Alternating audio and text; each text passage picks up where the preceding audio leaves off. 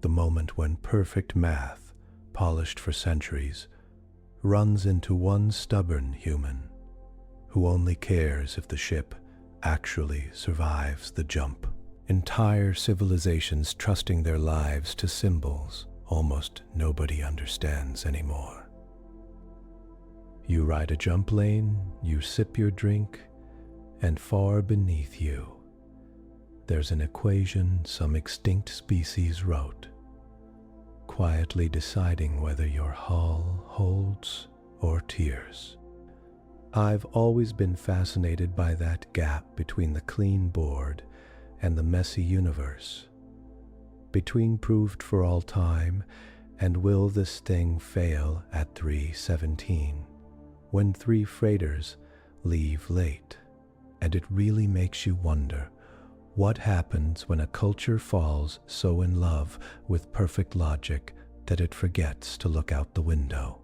What happens when the last piece of their great theorem is missing and everyone's too scared of mess to touch it? So stay with this idea for a bit, because in this story, there's a station where math is treated like sacred music, and there's one problem left from a dead civilization that nobody can finish. Into that temple walks Jae Walker, a kid from Detroit who grew up fixing broken heaters instead of admiring flawless proofs. The ships out there keep jumping, trusting an incomplete relic. The scholars on Meridian Collegium keep polishing lemmas, and on the night before his first seminar, Jae sits down with a simple exercise built from that ancient knot and does the one thing this place fears. He breaks it open with messy intuition.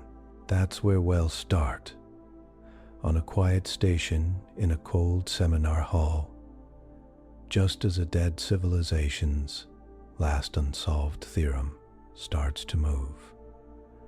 By the year 4300, space was calm. Ships slid along invisible paths in warp space, following patterns that had been trusted for ages.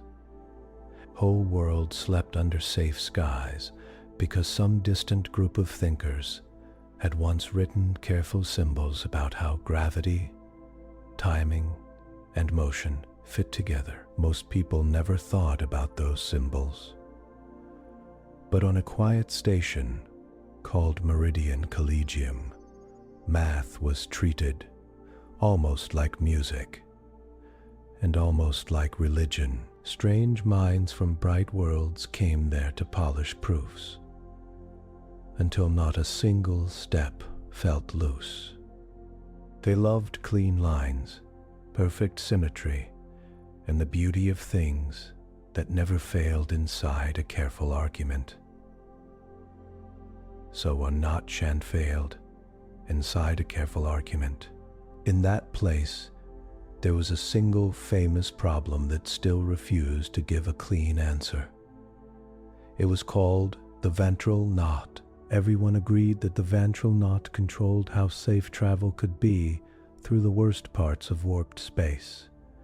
Everyone agreed it came from a dead civilization that had vanished long ago. For centuries, the greatest thinkers had stared at it and walked away with nothing but more formal walls. Then a human student from Detroit arrived. His name was Jae Walker. He did not care much about perfect symbols on a board if they did not help real ships stay together. He did not mind ugly notes in the margin. He did not mind computer checks and rough pictures. He did not mind mess if it kept people alive. The night before his first real seminar, Jae sat alone with a simple exercise based on the Vantrel Knot. By morning, he had something that worked. It was not pretty, it was not complete. It was enough to shake a culture that had forgotten how to touch the real world. Meridian Collegium hung in space like a slow, careful thought. From a distance, It looked almost still against the white light of the star it circled.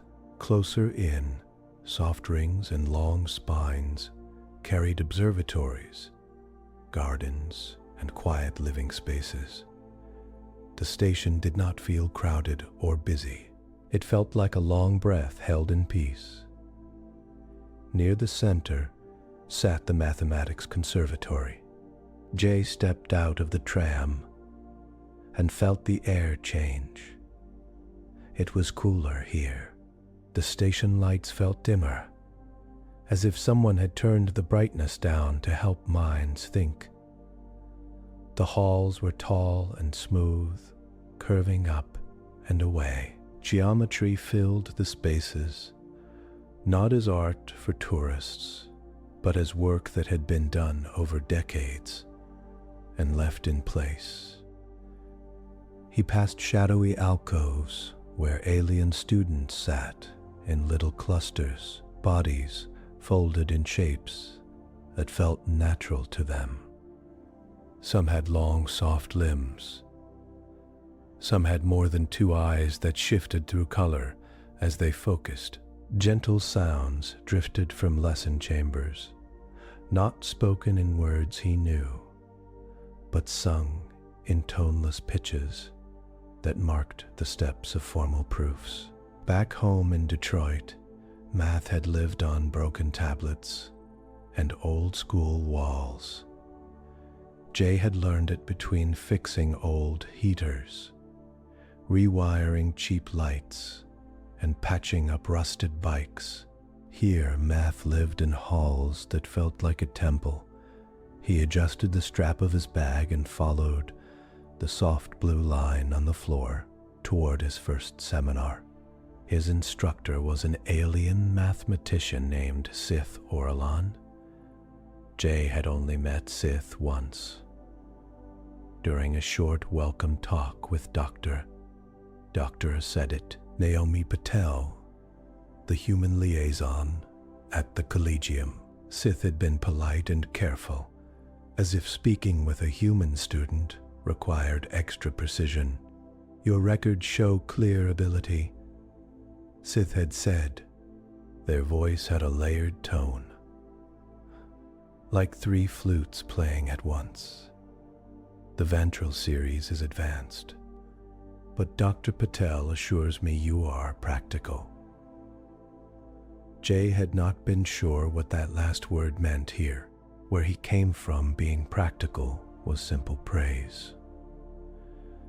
You fixed what broke. You did not argue with the thing in front of you. You made it work. He was about to learn that the word felt different in this place. The door to the seminar chamber slid aside, and cool air brushed his face. Inside, the room curved in a soft circle, with tiers of seats rising up all around a low central area. In the center, shapes of light hung in the air, three-dimensional graphs and tangled lines, frozen in place, waiting. Sith Orlan stood beneath them. Sith's body was tall and thin, with four jointed arms folded in pairs. Their skin had the faint shimmer of a beetle's shell, but it moved like skin. Their three eyes were set in a triangle above a narrow mouth, and each eye blinked on its own rhythm. When Sith saw Jae, two eyes fixed on him and brightened slightly. Human student Jae Walker, Sith said, please take any open place. Jae climbed to a seat halfway up between a scaled student with a wide frill along the neck and a soft, translucent being that floated a few centimeters above its chair. He nodded to them both. The frilled student flicked a tongue in greeting. The floating student pulsed a faint green. Sith turned in a slow circle, looking at the group. You are all advanced candidates, they began. You have studied formal proof in depth. You know that our duty is clear. The jump lanes that link systems are stable, because the mathematics behind them is exact. They, beyond, it cannot break. It cannot tear under stress. A bad argument is a broken hull. The light shapes above Sith shifted. A smooth curve appeared, then branched into many smaller curves, like a diagram of paths through space. Tiny symbols slid along them, marking points of safe passage. This conservatory, Sith said, treats proof as more than a tool. It is a promise that reality must keep. We do not trust guesses. We do not trust intuition without form. We do not say it seems true and send a million lives through vacuum. Around Jae, the other students sat very straight. Their attention was tight and steady. He could feel how serious they were. Sith raised a hand. The paths twisted into a complex knot of lines, crossing and looping in strange ways, yet never touching. This is a very rough picture, Sith said, of the Vantrel Knot. A dead civilization left us the base theorems. They wrote of a condition under which any jump lane network passing through high turbulence could remain stable for all time. Their symbols are buried in our navigation software. We trust them, but the final theorem remains incomplete. Our teachers' teachers tried to finish it. Their teachers tried. We continue. Jae leaned forward. He had read about the Vantrel Knot on the trip out to Meridian. The notes had been dry and formal, but behind them he had sensed something else. Fear of chaos in routes that had to stay calm. Vantrel's lost proof. Sith went on, is the oldest open problem we hold as sacred here. It is not merely hard. It is dangerous. Many minds over many centuries have injured their thinking on it and had to step away. The floating student beside Jae pulsed yellow. At that, a color he had learned meant worry. Sith's eyes moved across the room, so we honored the structure they left and the proofs we have. We add small advances, tighten small gaps. We do not allow careless movements. We keep elegance. We keep clarity. We keep control. Jae listened, but another part of him thought about ships he had seen in old recordings, jumping through strange space. Those ships did not care about elegance, they cared about not falling apart. Sith changed the light shape again. The knot shrank, and a much simpler pattern appeared, just a looping curve in a box with marks along its length. To begin, Sith said, you will study this minor exercise. It is an isolated case of the Vantrel structure, where the network reduces to a single loop feeding a cluster. It is considered elementary. It is still not trivial. Lines of formal symbols appeared in the air, under the loop. Neat and clean, each step leading to the next. The task, Sith said, is to prove that under these constraints the loop cannot slip into a feedback surge that tears the lane. You may assume our standard lemmas on local stability. You may not use probabilistic arguments. You may not appeal to simulation intuition. Sith's three eyes swept the room again. Real math, they said, does not depend on luck, or on machines that may fail. The frilled student next to Jae raised a hand. Professor, they said, many visiting species use computers to test structures like this. They test, Sith said. Calm. What has already been proved? A test is not a proof. A proof stands even when every computer in the galaxy has gone dark. Jae felt a small tightness in his chest. He thought of the makeshift lab he had used as a teenager, running code on broken devices to see if a new circuit would carry the load. No one in his neighborhood had asked for a proof that the heater would not catch fire. They had asked, "Will it work?" Sith dismissed the group with a graceful gesture. "You have 3 local days. Bring your arguments in fully formal language. Do not skip steps. Do not appeal to pictures." Students began to rise and leave in quiet groups. Jae stayed seated for a moment, looking at the simple loop in the air. Dr. Naomi Patel met him at the door. She was short with dark hair pulled back and lines at the corners of her eyes from years of laughing at late jokes in long corridors. "First seminar?" she asked. "Yeah," Jae said DS. "They really hate simulations." Naomi smiled. "They don't hate them," she said softly. "They fear leaning on them. Different thing. This place was built by people who saw math as the last thing that stays when the power fails." Jae looked back at the room.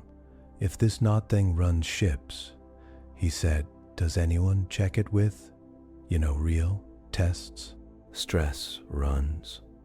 Anything like that?" Naomi's smile faded into something more neutral. "The navigation agencies have their own safety layers," she said.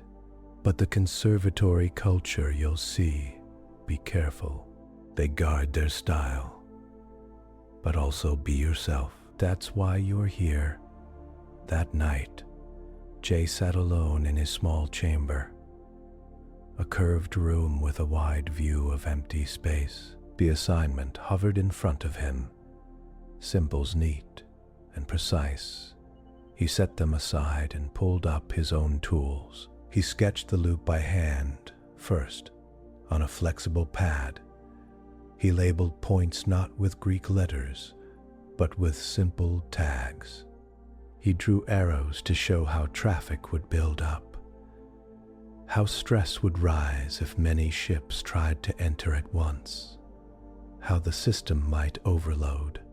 He wrote a little program to push virtual ships through his model, randomly changing timing and loads. The first run blew up the loop in seconds. He adjusted a rule, added a small delay here, a capacity limit there. The second run held together longer. He watched the graphs bounce, settle, and steady. It was messy. There were kinks where he had forced in new limits. But the pattern forming under his hands felt real. It had the same flavor as fixing a failing grid. Back home, where the victory was not in a neat proof but in light staying on during a storm. After hours, he had a rough picture in his mind. The loop stayed safe if the lanes could never line up in perfect sync. Tiny jitters in timing, tiny limits on how many ships entered at once, kept the system below a certain stress line. He could not yet say it in the conservatory's tight language, but he could see it. He began to write. Not a full formal proof. He did not know how to shape it that way yet, but a careful argument built from his simulation results, hand-drawn diagrams, and plain reasoning. He wrote about thresholds and buffers. He wrote about how little mess in timing stopped huge waves of stress from forming. By the time he sat back, Meridian's clocks had slid far into the night. Space beyond his window gleamed quietly. He knew the conservatory would not like this first draft, but the loop held in every test he ran. For Jae, that mattered more than beauty. On the board, 3 local days later, the seminar chamber filled again. Jae walked in with his pad held flat against his chest. Around him, the other students looked calm, but tense, the way people look before some shared test. Some clutched thin stacks of formal notes.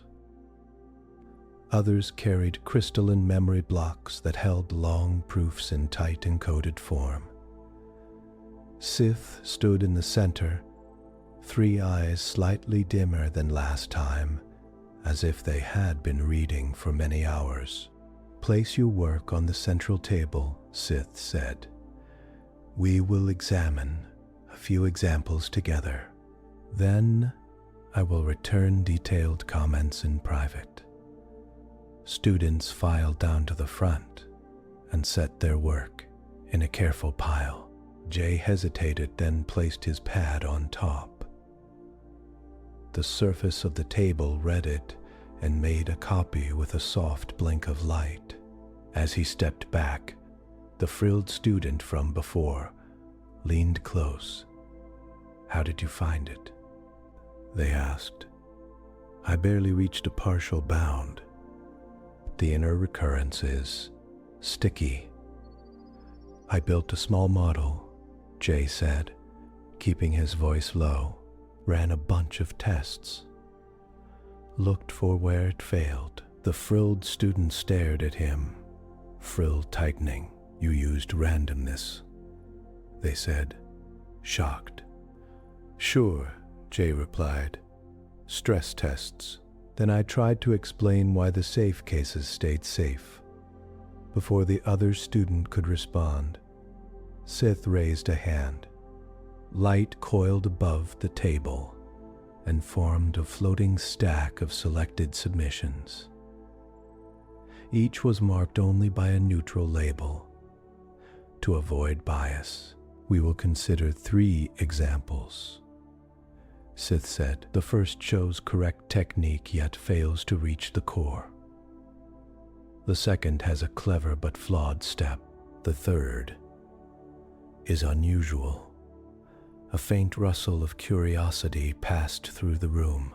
The first 2 examples came and went. Sith praised their structure, pointed out tiny gaps, and suggested familiar lemmas that could repair them. The class followed along, comfortable in this shared language. Then the 3rd example opened. Jae recognized his own diagrams at once. They were rough compared to the conservatory norm, hand-drawn loops with shaded regions and arrows. His simulation graphs appeared beside them, lines of different colors jostling and settling over time. "For this submission," Sith said, voice very even, "the author has chosen to rely on numerics and pictures. The formal portion is incomplete." The room went quiet. The floating student next to Jae turned a faint orange, a color that usually meant confusion. "Observe," Sith continued, zooming in on one of Jae's graphs.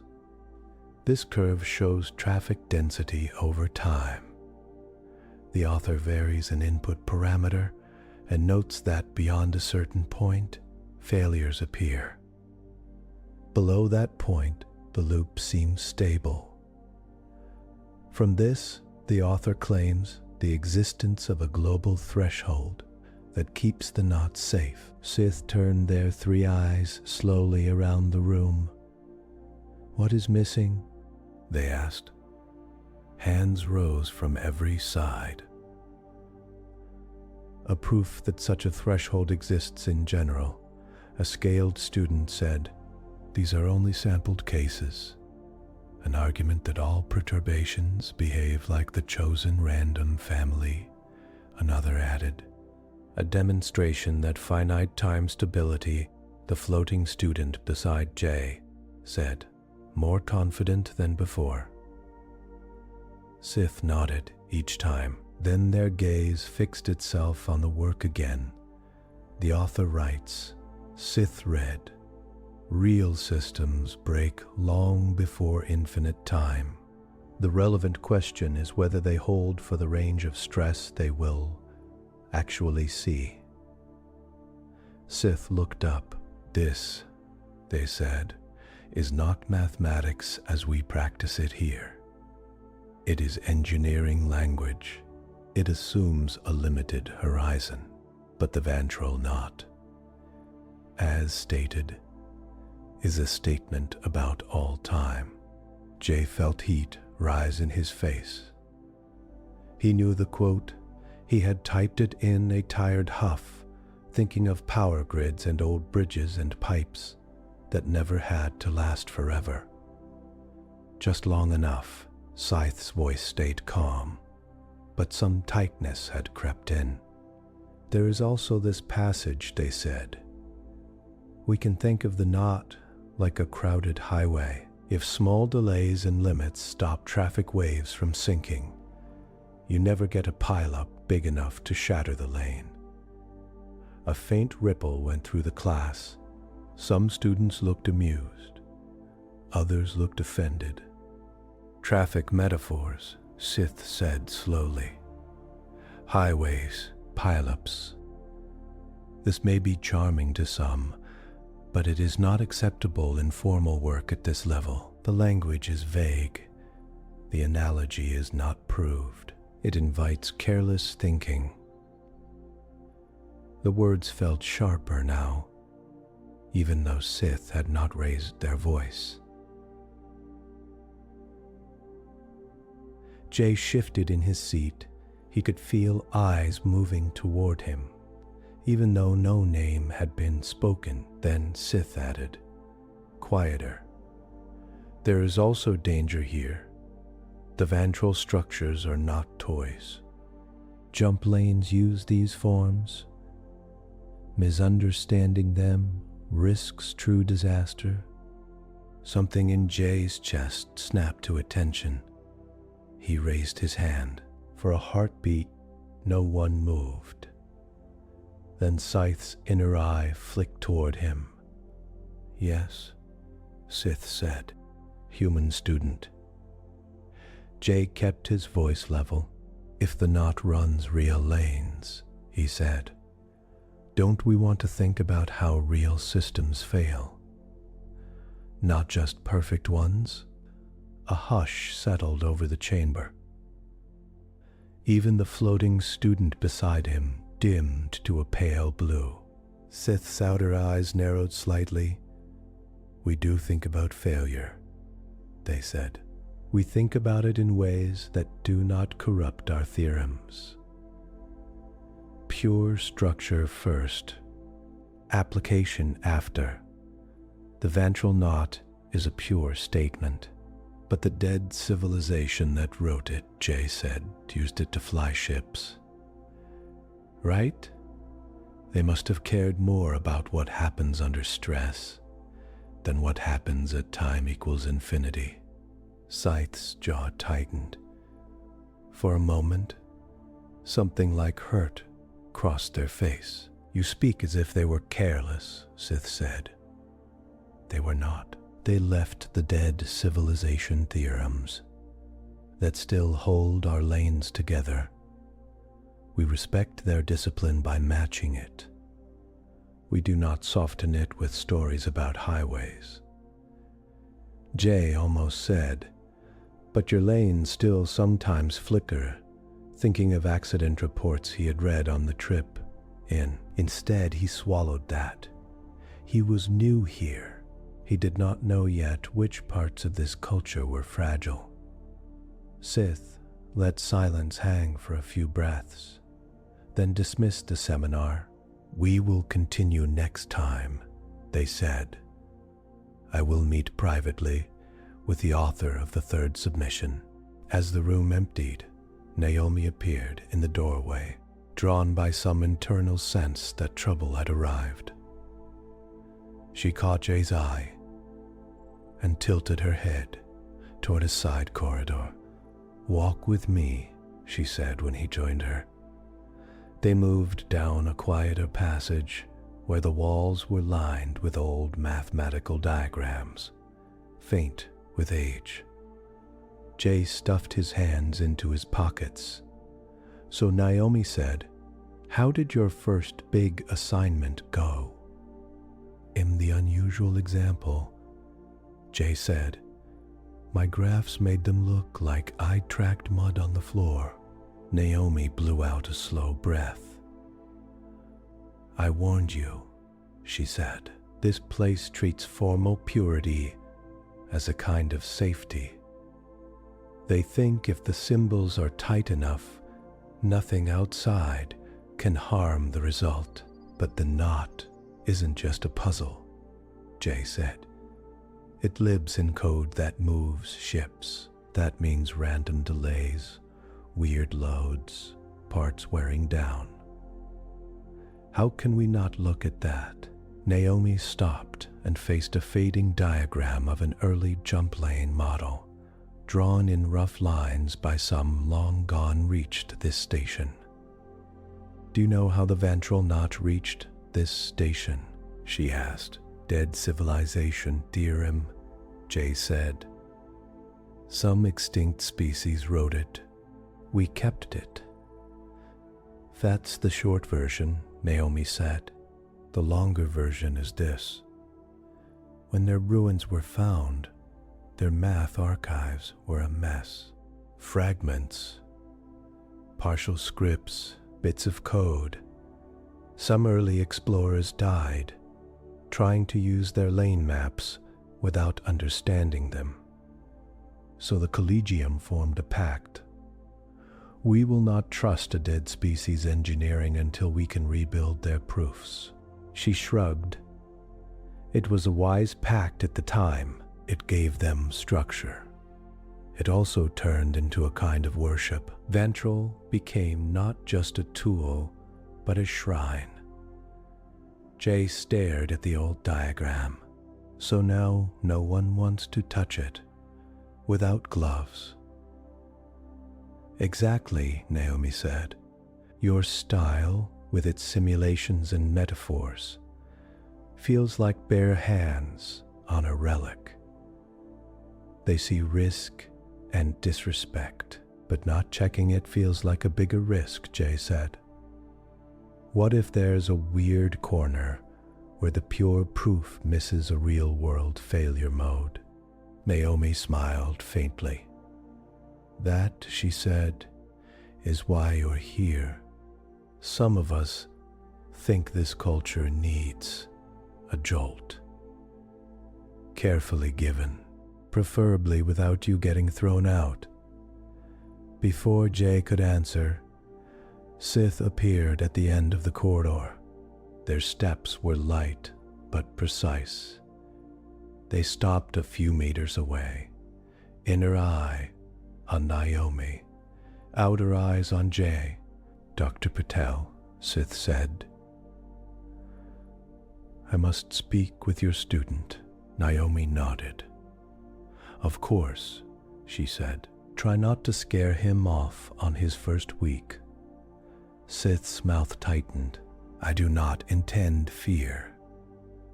They said, "I intend clarity." Naomi gave Jae a look that said, silently, "Breathe," then slipped away.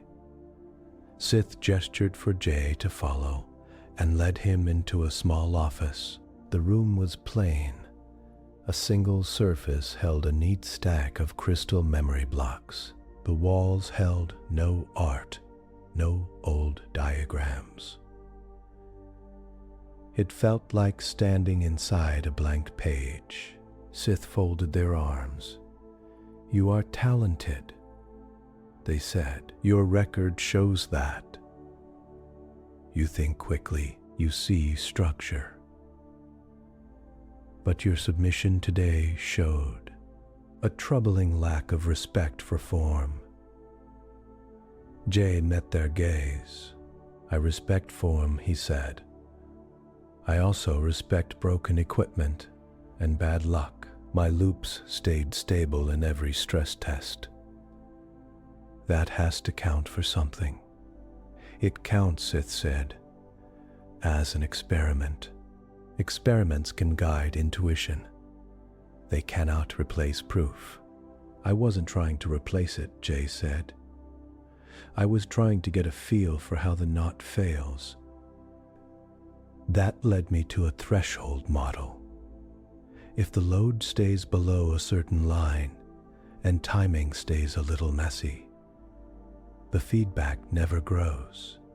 The system stabilizes." Sith tilted their head. "A threshold model," they repeated. "This is not absurd, but you stated it as a fact without proving existence and uniqueness.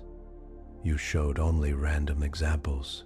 That's why I wrote that note about real systems," Jae said. "In practice, ships don't need for all-time stability. They need for the time they're in the lane stability, plus some margin.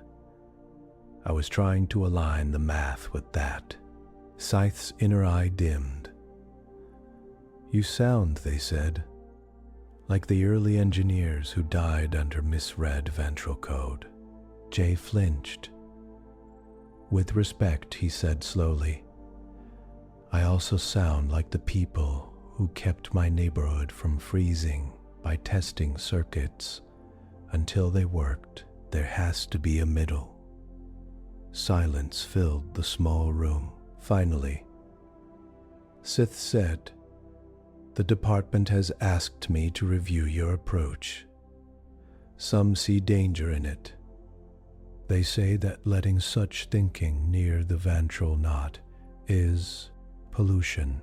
Jae's stomach dropped. "Are you going to fail me?" he asked. Sith's outer eyes softened a fraction. "No," they said, "not yet. Instead, I will set you a task. Rewrite your argument in our formal style. No simulations, no metaphors. If your threshold idea has real substance, it must be expressible in clean steps." Jae thought about that. "Can I still run tests in private?" he asked, "to check my guesses before I try to prove them?" Sith hesitated, then gave a short nod. "I cannot stop what you do on your own station time," they said. "But what you bring into this space must meet our standard." Jae nodded slowly. "Then I'll do both," he said. "A formal argument you can check by hand, and a full verification pipeline, simulations, random cases, stress sweeps. If they match, maybe that will ease some fear." Scythe's eyes flickered. "Verification pipeline," they repeated. "You trust machines too much." "I trust them to find corner cases my brain misses," Jae said. "Then I use my brain to ask why those cases behave that way. It's like scanning a hull for microfractures. You don't skip the scan just because you believe the design is perfect." Scythe's mouth twitched, almost a smile and almost a grimace. "You speak in images again," they said, "but this last image is acceptable. For now." "Very well. Prepare your 2 versions. In 3 local days, you will present them, not just to me, but to a small review group. Dr. Patel will attend, so will Sven." Jae had seen that name in old papers. Sven was famous even by Meridian standards, a senior scholar of jump plane stability and Vantrel studies. "A public review?" Jae asked, throat dry. "A controlled colloquium," Scythe said. "Not fully public, but enough minds to judge your method. If you can make your ideas stand in our language, we will listen." If not, you will adjust to our way, or you will not remain in this track. After Jae left the office, he found Naomi waiting near a wide pane that looked out toward the white star. I heard about orcs, she said. That was fast. They think pollution, Jae said. Half tired, half angry, they want me to scrub my work until it looks like theirs. No metaphors, no messy tests. Naomi rested her elbows on the ledge, watching slow flares on the star's surface. Culture changes slow, she said. They spent centuries teaching students that being casual costs lives. Your style triggers that fear. But notice this, they didn't shut you down. They gave you a room and an audience. That matters. Feels like a trial, Jae said. Maybe, Naomi replied. Maybe it's also a chance. Vantrel has been stuck for so long that their approach might really be at a dead end. Even Sith knows that. Under all the ritual, show them a way to keep rigor and also touch the real world. Some will resist, some are waiting for it. Jae watched a tiny ship, barely a dot, slip near the star, then vanish into a jump lane somewhere inside its systems. Old Vantrel code set the safe bounds. Okay, he said, then I give them two things. A proof they can check line by line, and a stress test that hits the knot from every angle. If both say safe under threshold, with controlled desync, maybe they'll see this isn't pollution, it's just another layer of safety. Naomi smiled. There's the Detroit kid, she said. Fix the damn thing, then argue about style. Back in his room, Jae pulled up his models again. This time, as the little virtual ships flowed around the loop, he forced himself to write down each pattern in the conservatory's strict symbols. Thresholds became inequalities. Buffers became constraints. Controlled desquinsication turned into a set of conditions on, allowed variations in timing. It was slow work. Sometimes he wanted to toss the symbols aside and just keep tinkering with the code. But each time the frustration rose, he thought of that tiny ship by the star, trusting old, clean math that might still hold hidden gaps. He was not here to tear down the temple of proper proof. He was here to show that its walls could share space with real-world scaffolding, and that both together might finally reach the heart of a dead civilization's last hard knot. 3 local days later, Jae stood outside the Colloquium Hall and tried to slow his breathing. The door in front of him was taller than any school door back on Earth, shaped to fit 3 very different body plans at once. Light from the star spilled along the floor, turning the polished surface into a long, pale stripe. Naomi stood at his side, holding a thin slate. She studied his face for a moment. "You slept?" she asked. "A little," Jae said.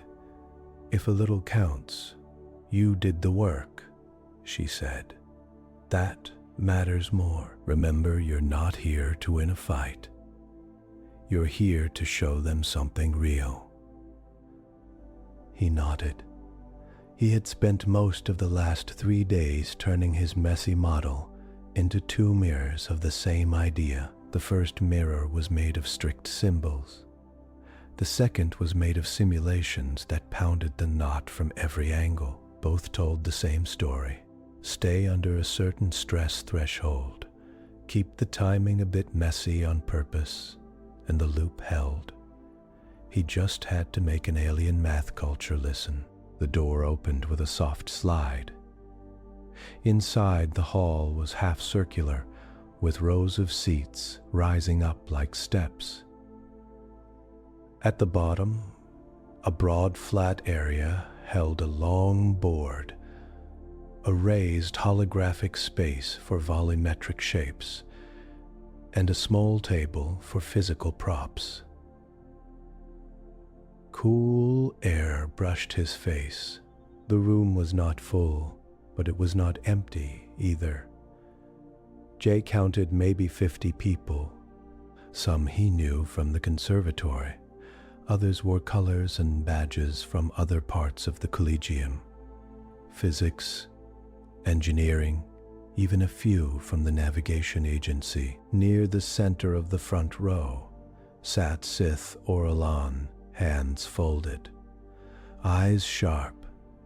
Beside Sith sat Eric's Van. Jae had seen Eric's only in old recordings. In person, Eric's looked older than Sith, with a body that had settled into slower lines. Their skin had a soft gray tone, and their two large eyes were ringed with fine dark lines, like growth rings in a tree.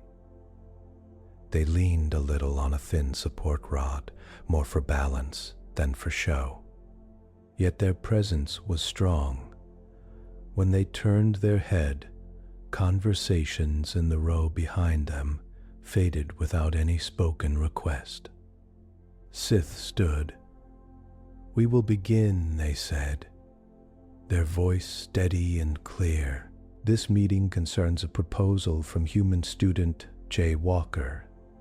Under my supervision, the topic is a restricted case of the Vantrel Knot with an approach that combines formal proof and what he calls a verification pipeline." A faint stir moved through the group at that word. Some looked curious. Some did not bother to hide their doubt. Sith gestured toward Jae. "You may present," they said. Jae walked down the steps, each step a little louder in his ears than it should have been. He took his place in the center and felt every eye on him. He started with something simple. "I grew up in Detroit," he said, "on a world where things broke a lot. That got a few small smiles from those who had visited Earth. My life was full of systems that were supposed to work," he went on. "Power grids, public transport, cheap home heaters, old ships. In school we learned clean math in textbooks. But at home my family and neighbors needed those systems to stay up in bad weather, not just under ideal rules." He took a breath, then pointed to the board. "So when I saw the Vantrel loop exercise," he said, "I thought about it like a real system, not just a pure object." He lifted his hand. Symbols flowed onto the board already checked and formatted. "This," he said, "is the formal core of my idea." He showed the group a set of inequalities that defined a maximum load on the loop. He marked a simple function that limited how many packets of traffic could enter at each step. Then he added a condition that required small random shifts in timing, never letting everything line up perfectly. In this language, Jae said, "The key statement is simple. If the total incoming load stays below this threshold, and if timing offsets stay within this band but never settle into perfect sync, then the feedback term in the loop's recurrence never passes this bound. That means the stress in the lane stays below breaking level for all time." He turned toward Sith and Eric's.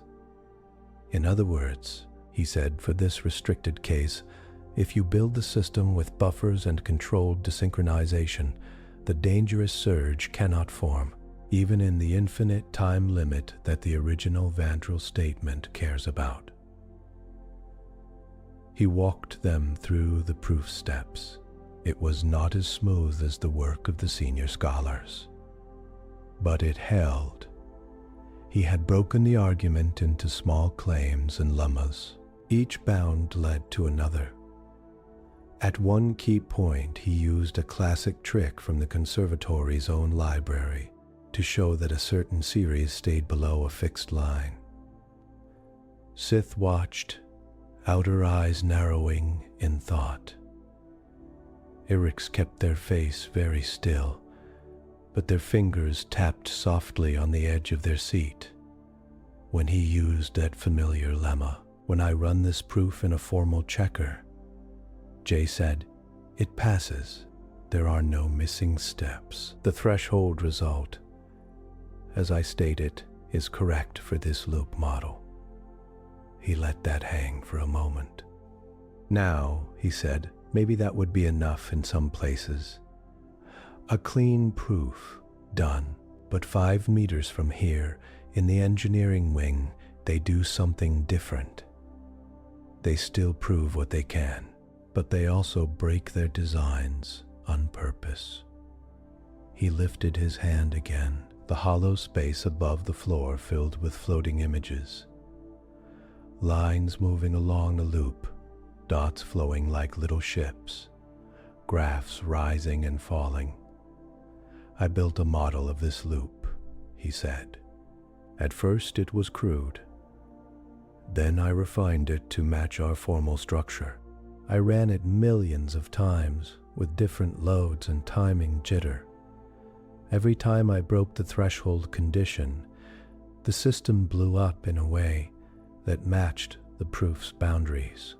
Every time I stayed inside the threshold and jitter band, it settled safely, exactly as the proof claimed.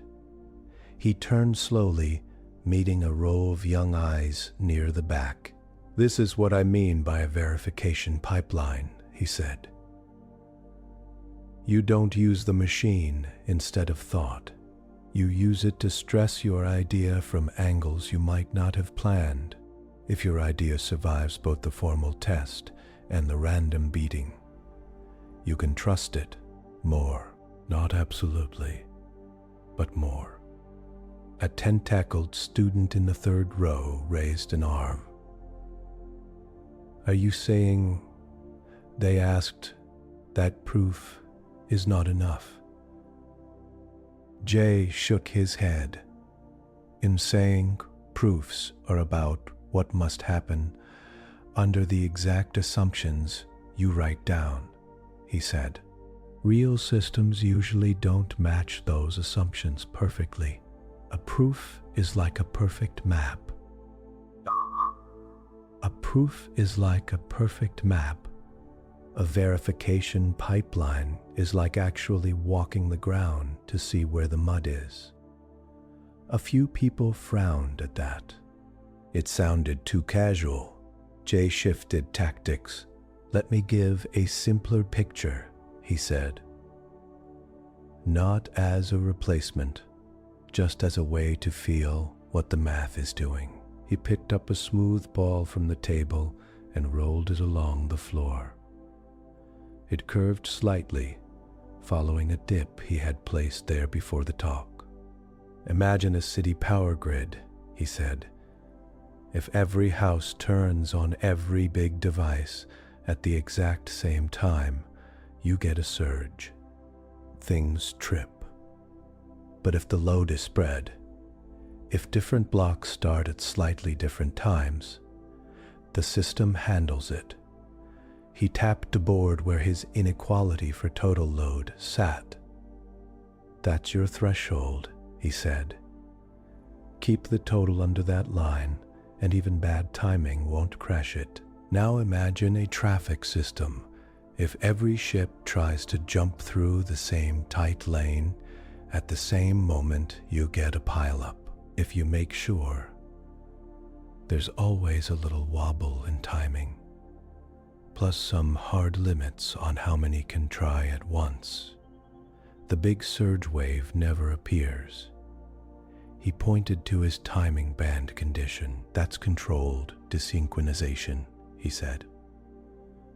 My proof turns that story into symbols. My tests hit it with bad cases to see if I'm lying to myself.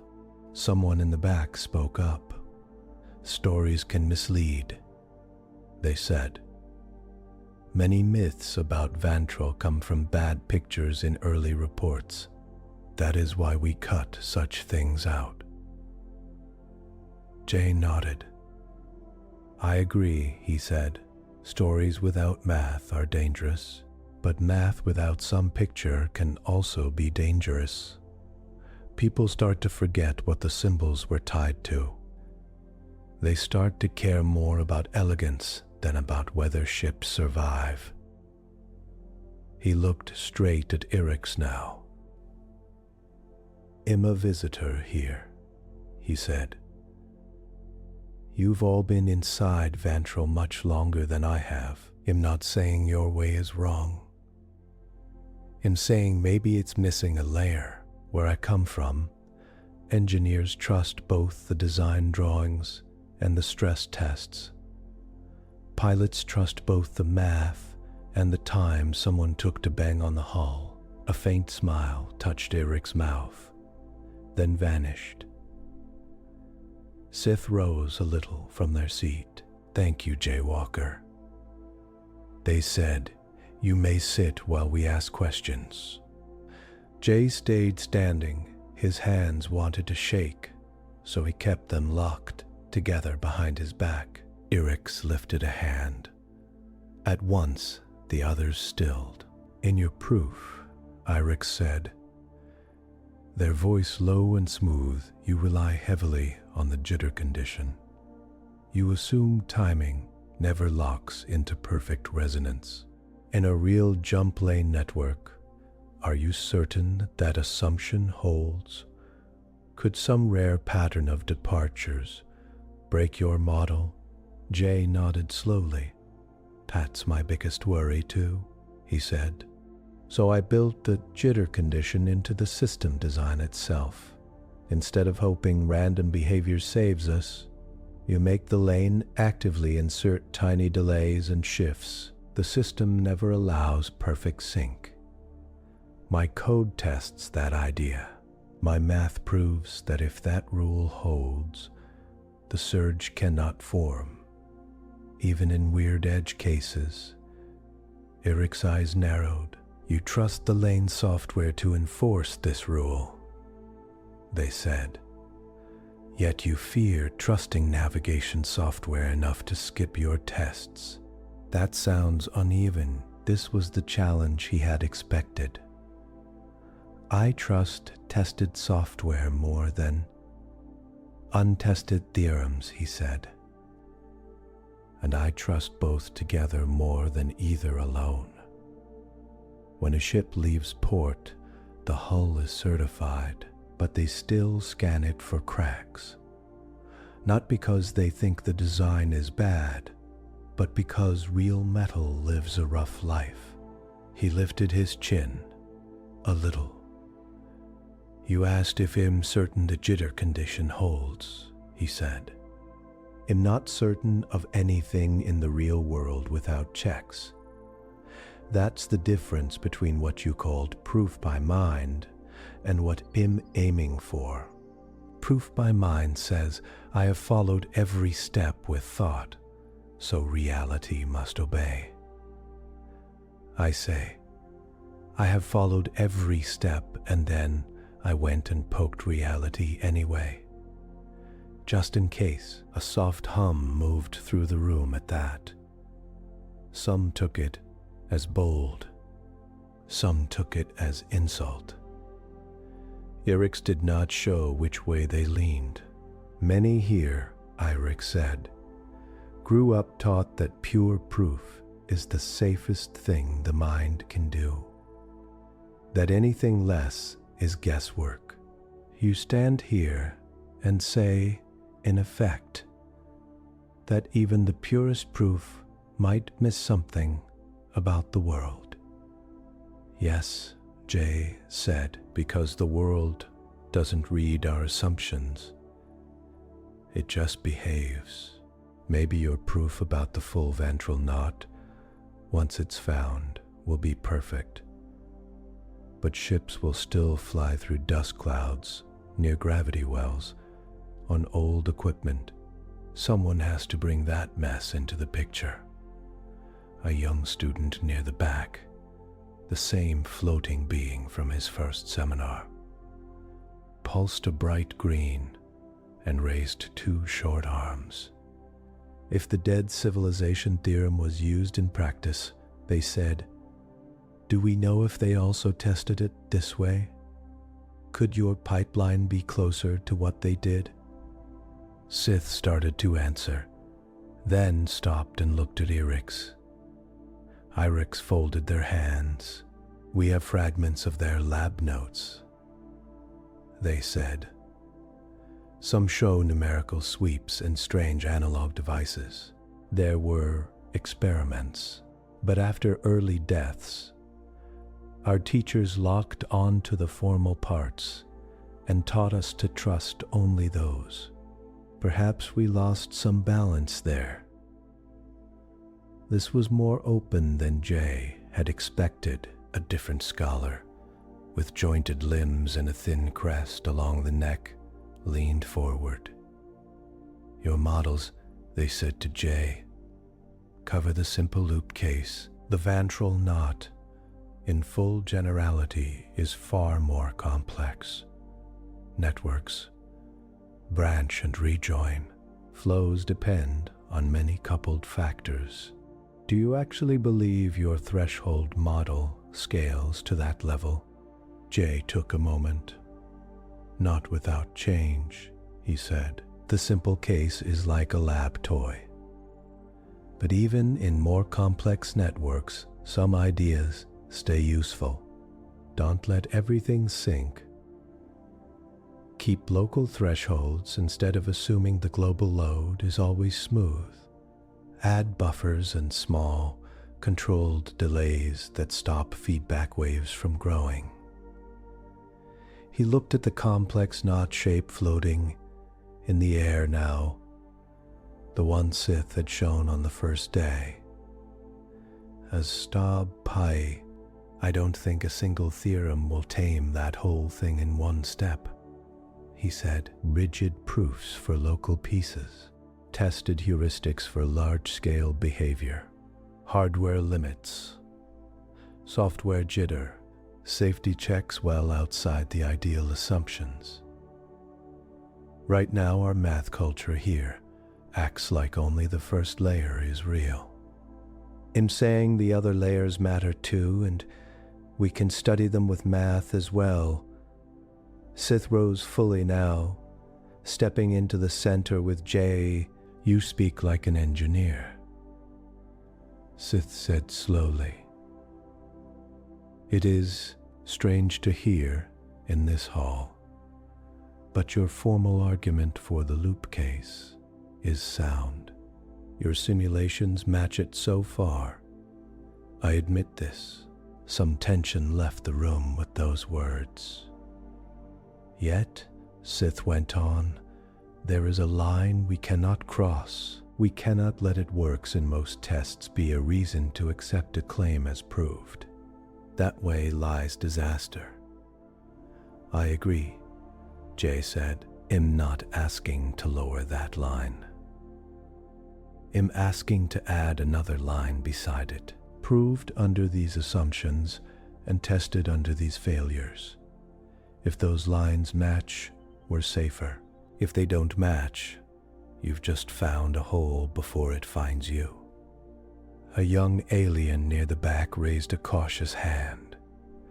Is it allowed, they asked Sith, for future assignments to include both parts? A formal proof attempt in some kind of check like this? Not for credit on the proof, but as training. A few heads turned toward the student, then toward Sith and Irix. Jae saw the tiny hidden hunger there, the same thing he had felt when he first saw the loop. They wanted to touch real systems. They wanted to know if the beautiful things on the board did more than sit there. Sith's face showed conflict. They opened their mouth, closed it again, then looked at Eric's. "This is your hall as much as mine," Sith said quietly. "What do you think?" Eric's rose slowly, leaning on the thin rod. Their joints cracked faintly, like old wood. "For centuries," Eric said, "we kept the Vantrel Knot in a glass box. We polished lemmas, we honored form. We did not like to think of the early deaths or the messy notes in those ruins." They glanced at Jae. "Today, a human child from a broken city shows us a small, solid piece of structure, proved in our language and also broken over and over in simulations until its limits are clear. I see no pollution there. I see care." They turned to the students. "I will not change the standard of proof," Eric said. "That would betray the pact our founders made when they took dead math and put it under living ships. But I will say this.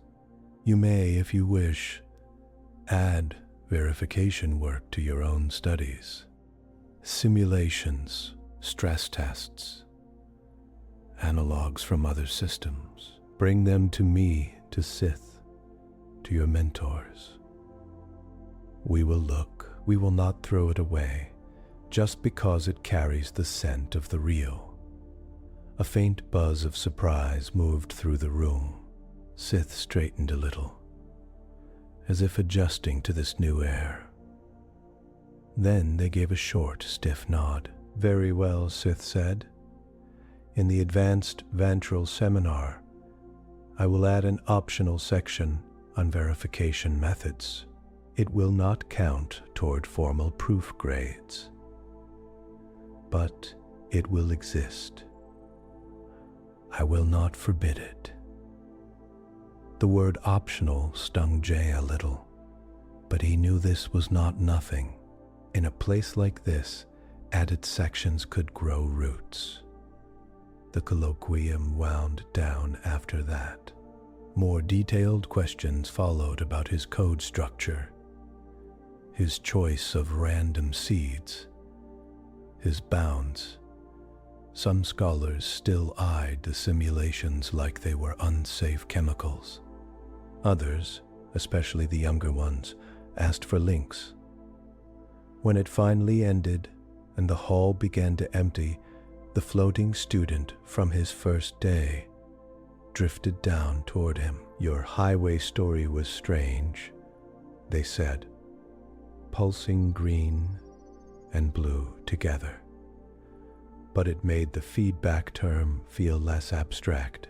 I liked it. "Thanks, Jae," said tired, but smiling. "Sorry if it annoyed your teachers." The student pulsed yellow amusement.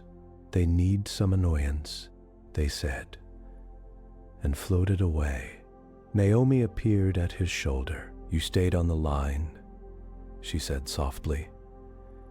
"You pushed, but you didn't set anything on fire." "It felt close a few times," Jae admitted. "That's how new habits start," she said. He said, awkward no see. "But you got a Rix to say, care about your method. That's not small." Sith approached them. Eric's a step behind. "Human student," Sith said.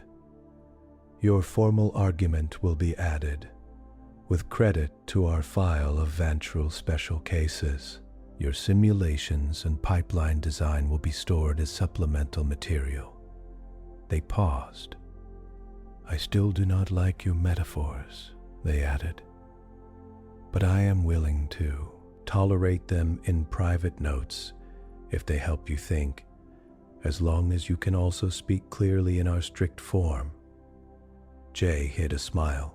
For Sith, that was almost generous. Deal, he said.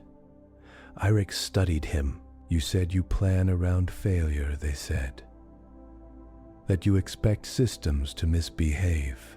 That is a mindset we have not valued here. Perhaps we should. The dead left us math. They did not leave us their fear. Jae nodded. Where I'm from, he said, fear of failure keeps you from freezing, but fear of trying something new keeps you stuck. I think you can hold both carefully. Eric's eyes crinkled at the edges. Come to my office tomorrow, they said. There is an old, strange, Vantrel fragment I want you to see. It may offend your sense of neatness. It may delight it. Either way, I suspect your kind of mind might find a corner we overlooked. After they left, Naomi nudged his arm. You realize what just happened, she said. You just got invited into the oldest dead problem in this place, by the person who guards it most. Jae looked up at the still floating knot shape, now slowly fading, as the hall shut down its displays. Yeah, he said quietly. Now I just have to not screw it up. Naomi laughed. That's always the job, she said. Back home or out here. As they walked out into the main corridor, Jae saw small clusters of students already talking excitedly. Some mimed graphs with their hands. Some argued about randomization. A few looked at him with open curiosity, not just as an outsider, but as someone who had brought a fresh tool into their careful world. The temple of proper proof had not fallen, but a new door had been opened in one of its side walls, leading toward a room full of chalk and code, stress tests, and strict symbols sitting side by side. And Jae, who had once fixed broken heaters in a cold city, now stood at the edge of a dead civilization's hardest problem, holding both a piece of clean proof and the memory of 1,000,000 tiny failures seen in simulation. Weeks passed. From Jae's small room, the star always looked the same, bright, steady, calm, but inside Meridian Collegium, small shifts began to show. They did not start in the grand halls. They started in quieter places. In a sealed lab under the navigation wing, 3 engineers sat in front of a wide holospace filled with knots of light. They were not part of the mathematics conservatory. Their badges carried sharp blue marks that meant operations, not theory. In the center of the room, a large simulation rig hummed, running thousands of ship routes at once. Load the Walker variant, the lead engineer said. The knot in the air changed. Parts of it stayed the same, drawn from the old dead civilization theorems.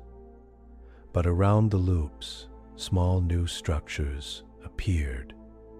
Buffers, caps, jitter elements. The thresholds Jae had proved on the small loop were now woven into a larger network model, carefully extended by staff who had spent their lives keeping ships alive. Set turbulence to high, the lead engineer said. Random departures. Vary hull masses. The rig poured out results. In the old model, under heavy stress, certain routes would slowly wobble. They did not always fail, but they showed signs that made experts uneasy. Growing delays, unstable traffic waves, rare sharp spikes. In the Walker-style model, something different happened. The motion in the lanes looked messy. departures never lined up cleanly. The timing bumps and load caps kept waves from lining up too well. But when the rig pushed each route hard, up to the new threshold line, the lanes shook and bent without tearing. Stress hit a ceiling, then slid back down. A tank-like engineer with a thick shell grunted. "It's ugly," they said, "but it holds." The lead engineer nodded. "Run it again," she said. "Double the cases. Try weird multi-lane patterns. Push it until it screams." They did. For days, the rig hammered the Walker-style threshold rules. It sent virtual ships in strange clusters, odd rhythms, unlikely weight mixes. It bent gravity fields near the lanes. It faked software glitches and jump timing bugs, then watched what happened. The old Vantrel-based routes did well, most of the time, but the logs showed a worrying tale of near failures, especially under very strange, rare conditions. The new routes, with their built-in buffers and forced desync, rode out those same strange cases with fewer spikes and lower average stress. The lanes wasted a little capacity, since they refused to let everything line up neatly, but in return, they gained a margin of safety the old system had never had. The lead engineer sent a short report up the chain. It did not talk in poetry. It simply said, Walker-type thresholds reduce surge risk in high turbulence clusters by measurable amounts. Recommend limited field trial. Far above that lab in the mathematics conservatory, Sith Orlan stared at a copy of that same report and felt their inner eye ache. They sat in the oldest chalk chamber, the one almost no students used anymore. The walls here were not smooth and white like the new halls. They were off-white and scarred, marked by thin lines from thousands of past proofs. Ancient symbols ghosted under fresh ones. The air smelled faintly of chalk dust and old metal. On the main board, Sith had drawn the classic Vantrel Knot in thin, perfect lines. Next to it, in a slightly less perfect hand, sat Jae's loop with thresholds and bands marked in a different color. The two pictures looked like relatives that had grown up in different homes. The door slid open with a soft sound. Somer's grown up in different homes, Professor? Jae said, "You wanted to see me here." Sith did not turn right away. "When I was a student," they said, still facing the board, "this was the main proof room. We would stand where you stand now and try to add a single line to some ancient argument. Our teachers told us stories of the early days when the dead civilization theorems were first translated. They made it sound like those theorems had dropped from the sky, perfect and complete. They touched an old faded lemma with one fingertip. We were not told," Sith went on, "about the messy lab notes in the ruins. We were not told about the engineers who died while the theory was still rough. We were told, trust the clean parts. Make them cleaner. Do not think about what came before." They finally turned. Jae stood near the door, hands behind his back, trying not to leave chalk marks on his clothes. The old room felt heavy with memory. "I read the navigation report," Sith said. "Your threshold model, extended by their staff, shows safer behavior in simulations. They plan to test it in a minor lane cluster next cycle. Quietly, Jae's heart beat faster. They're really going to try it in the field. They are cautious, Sith said. They will run parallel routes, side by side. No passengers. Maybe heavy monitors. They will not shift live traffic until the data is clear. But yes, they are willing to touch the knot with your style. They studied him. How did you see this? Sith asked. Not the details. We could all, in theory, have found those with enough time. I mean the act itself, looking at a revered structure and thinking, what happens when it fails? Many here flinch away from that thought. Jae looked at the old chalk lines and thought of Detroit in winter. Back home, he said, we didn't have the luxury to pretend things never fail. I saw power outages when storms hit. I saw cheap buildings leak. I watched people wrap themselves in foil blankets because the heaters couldn't keep up. If someone said, "This design is perfect, it will never fail," and we hadn't tested it, we didn't trust them. He moved closer to the board. So when I saw the Vantrel Knot treated like a sacred relic, he went on, I felt worried. If something has that much power over real systems, pretending it's beyond failure feels dangerous. Thinking about how it might break isn't disrespect. It's care. It's love plus fear. Sith's eyes softened. You said, in our first hard talk, they said, that you plan around failure. I thought then that you were simply an engineer in disguise. I did not see that you were also holding respect in your hands, just in a different shape. They gestured at the board. You know why I chose this old room? They asked. Jae shook his head. Because here, Sith said, you can see that our temple has always had cracks, old lost arguments, failed attempts. Teachers changed their minds. They hid it under fresh chalk. But it is all still here. The Vantrel Knot has never been as clean as our stories say. Jae looked closer. Under the main knot, in faint lines, he could make out some half-erased symbols. A younger Sith, maybe, or some older mind, had once tried a path and backed away. And backed away.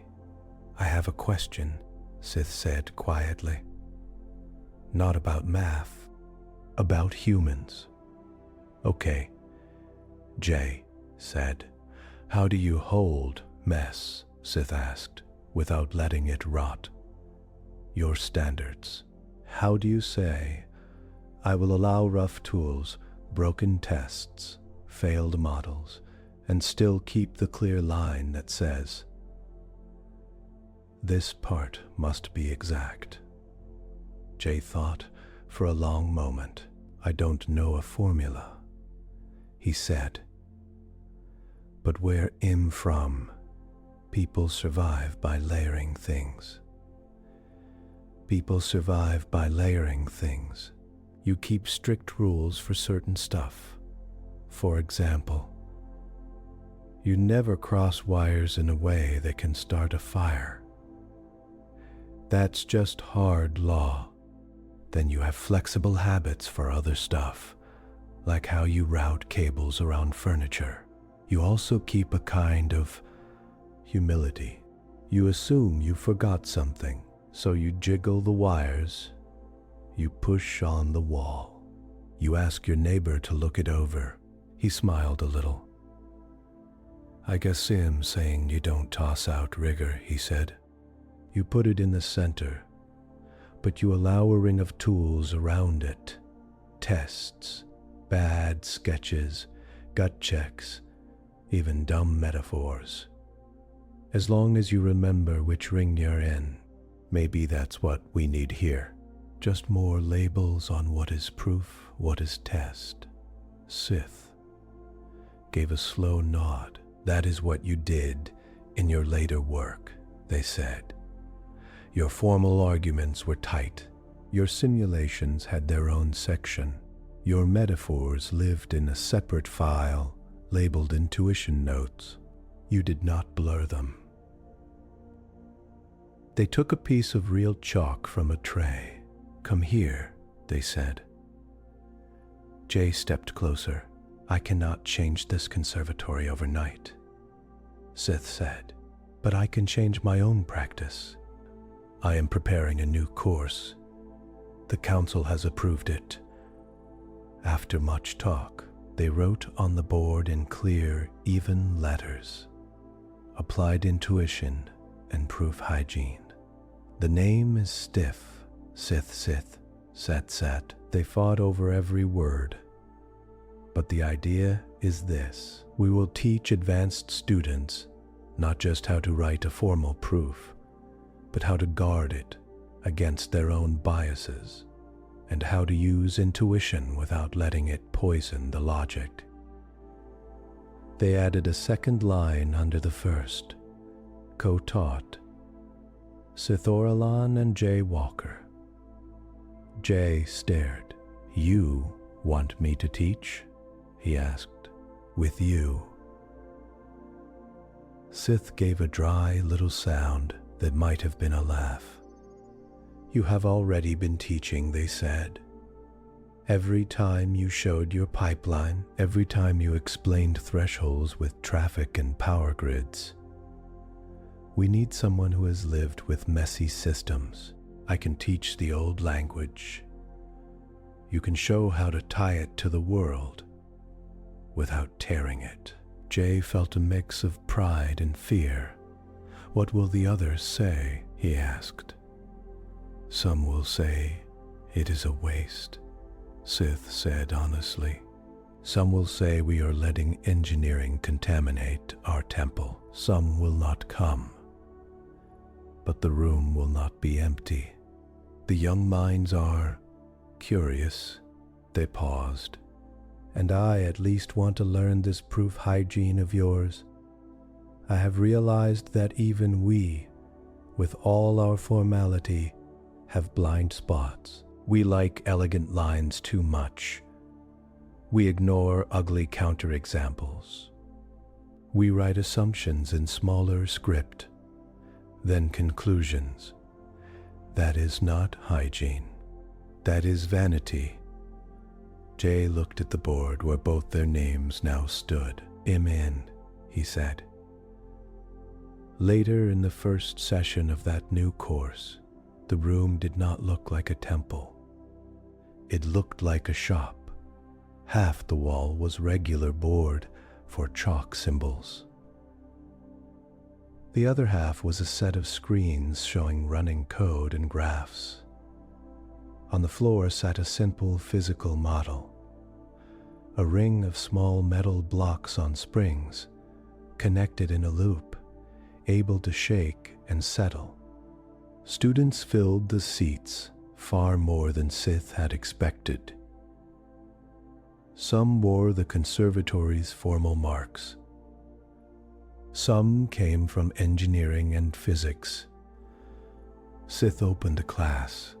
This is not a course about lowering standards, they said. It is a course about seeing the places where your own mind tries to cheat you, where you skip a step because it feels obvious, where you ignore a strange case because it is ugly, where you fall in love with a proof because it sings, and you stop checking if it also holds. They stepped aside. Jae Walker, they said, will begin with a story. Jae walked to the front and set his hands on the table. I once fixed a heater, he said, by hitting it. The students gave a small laugh. It was an old unit, he continued. The wiring diagram said everything was fine. The sensors said everything was fine, but the thing would shut down at random. The official tech wanted to replace the whole unit. The family who owned it could not afford that. He picked up a metal block from the loop model and let it bounce on its spring. So I did something unscientific, he said. I kicked it, I smacked it, I shook it, and every time the shutoff tripped. That told me there was a loose contact, something the diagram didn't show. Then I opened it up, found the bad joint, and fixed it properly. He nodded toward the math board. From a pure math view, that kick was not a proof, he said, but it was a test that revealed my assumptions were wrong. That's what this course is about. You build a clean argument, then you kick it in many ways. With simulations, with weird counterexamples, with dumb physical models, with peers trying to break it. You don't accept it feels right.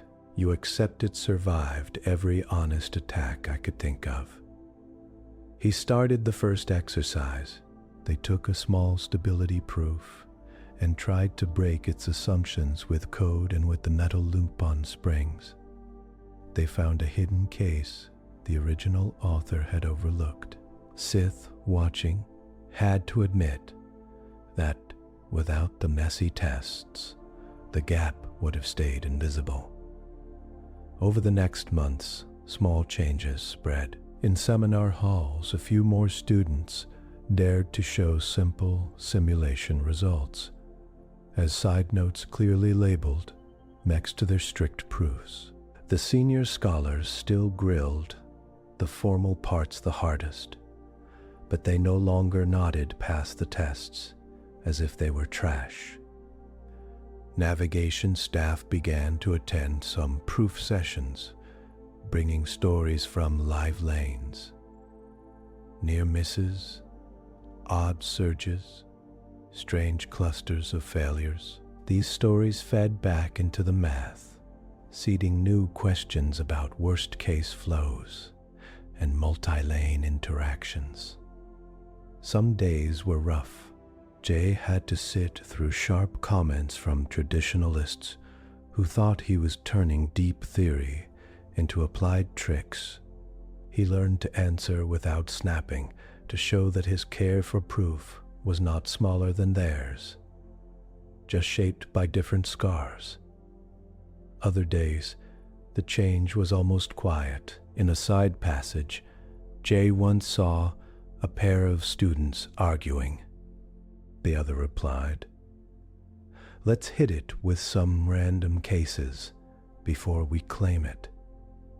That small choice of words, in that small corner, felt like something new growing. One evening, after a long day of teaching and work with Irix on a messy Vantrel fragment, Jae sat again in the old chalk chamber with Sith. Outside, ships slid into jump lanes that now, in a few trial sectors, used Walker-style thresholds. Early data showed fewer stress spikes, no one outside the nav agency, and a short list of scholars knew why. The reports were cautious, but hopeful. "Do you ever think about them?" Jae asked suddenly. "About who?" Sid said.